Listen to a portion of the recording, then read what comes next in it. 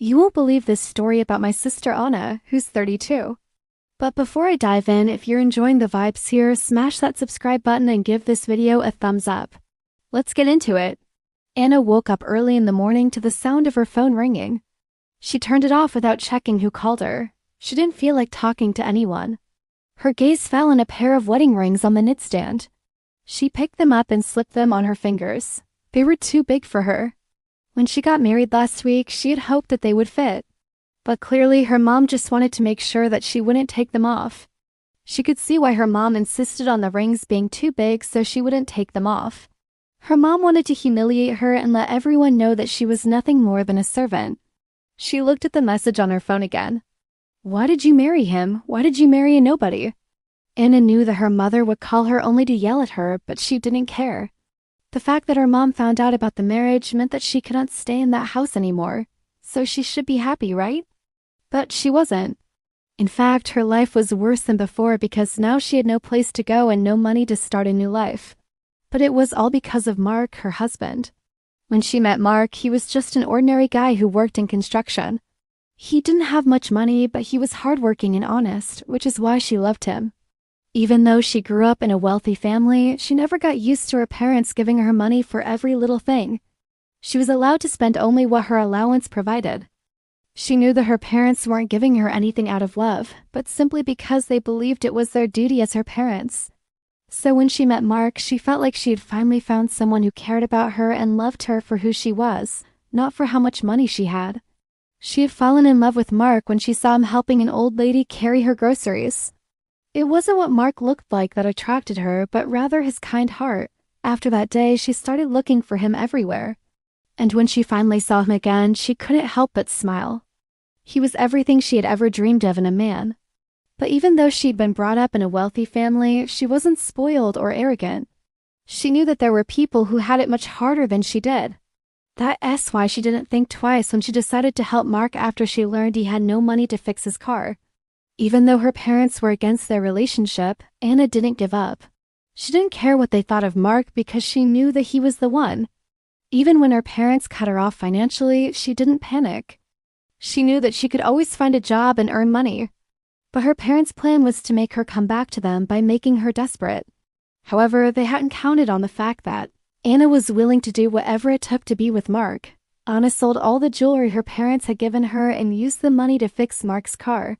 Then she went to work as a waitress in order to support them both while Mark was fixing cars.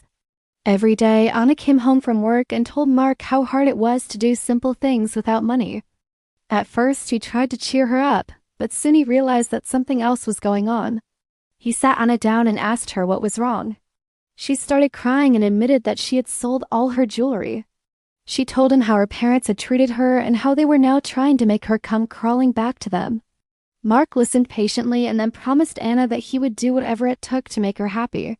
Mark had saved enough money to buy a small house, but he didn't want to move in with Anna until he had saved enough for them to live comfortably. So he told her about his plan to buy a house. He didn't want to put any pressure on her. He didn't want her to feel like she was moving in with him out of pity. He wanted her to feel like she was choosing to be with him because she loved him. But Anna wasn't worried about that. She loved Mark so much that she would move in with him even if he didn't have a house. One day, Mark came home from work and found Anna crying.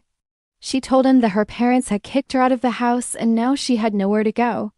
He hugged her and told her that she could move in with him. Even though he didn't have a house yet, they could live in his car until he had saved enough money for rent. Anna was so grateful to Mark for being so supportive. She knew that she had made the right decision by marrying him. The first few days were hard, but Mark didn't complain. He was just happy to be able to make Anna happy, but soon things started to look up. Mark got a promotion at work and they were able to save enough money for rent. They moved into a small apartment, but it was perfect for them. They were finally able to start their own life together. But even though they were happy, Anna still couldn't shake off the feeling that her parents were watching them. She couldn't understand why they had sent her away. She knew that they didn't approve of Mark, but she couldn't imagine why.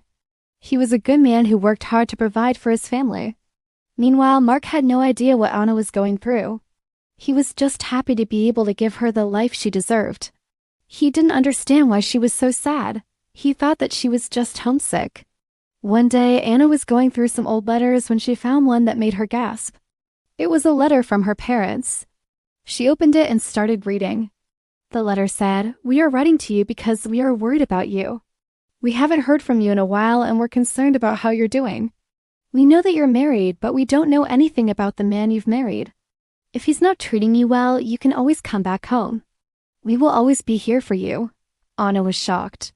She couldn't believe that her parents had written this letter. She thought they hated her. Why would they invite her back home? Was there something wrong with Mark? Hadn't they sent her away to get rid of her? What had changed now? At that moment, Anna knew that she had to talk to her parents. She called them and asked if they could meet. When they arrived, Anna couldn't hold back her tears. She asked them why they had invited her back. They looked at each other and then her mom spoke. "We're sorry, Anna. We didn't mean to hurt you. We were just worried about you. We didn't know that you were living in a car." Anna was confused. She didn't know what they were talking about. She had never lived in a car. She told her parents that they must be mistaken. But then she remembered Mark and the promise he had made to her. She didn't want to break his heart, so she lied to her parents and said that she had been living in a car. Her parents were shocked. They couldn't believe that their precious daughter had been living in a car. They apologized and asked her to come back home. They offered to buy her a new car and pay for therapy so she could get over the trauma of living in a car. But Anna refused. She didn't want their money. She knew that they only offered because they felt guilty. But it wasn't what she needed. She needed her parents to accept Mark. She told them about Mark and how much she loved him. But her parents weren't impressed. They told her that Mark was just a nobody and that she could do so much better. They offered to pay for her divorce, but she refused. She wasn't going to divorce Mark. She loved him too much. Then something unexpected happened. Her father suddenly became silent. He looked at her and said, "You're right. I'm sorry. I didn't know how much you loved this boy. I thought you were just playing around. But if you really love him, then I won't stand in your way. I'll give you the divorce you want." Anna was shocked. What had changed? Why were they suddenly being nice to her?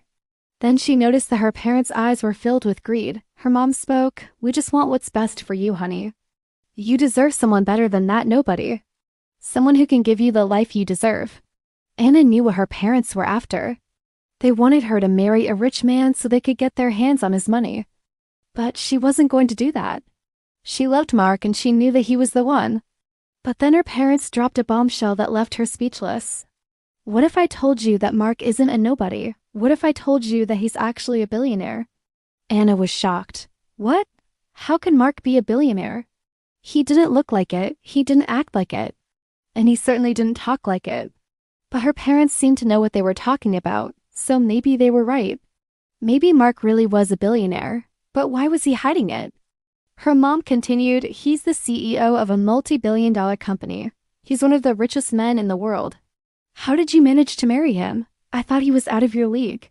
Anna was shocked. She couldn't believe that Mark was a billionaire. She had no idea that he was rich. She had married him because she loved him, not because of his money. But now she understood why her parents had tried to keep them apart. They wanted her to marry a rich man so they could get their hands on his money. But Mark wasn't that kind of person. He had never tried to use his money to manipulate her or control her. He had always been honest with her. Anna realized that she had made the right decision by marrying Mark. He was everything she had ever wanted in a man, kind, honest, hardworking, and rich. She couldn't ask for anything more. But she also realized that her parents weren't the kind of people she wanted in her life. They had tried to control her entire life.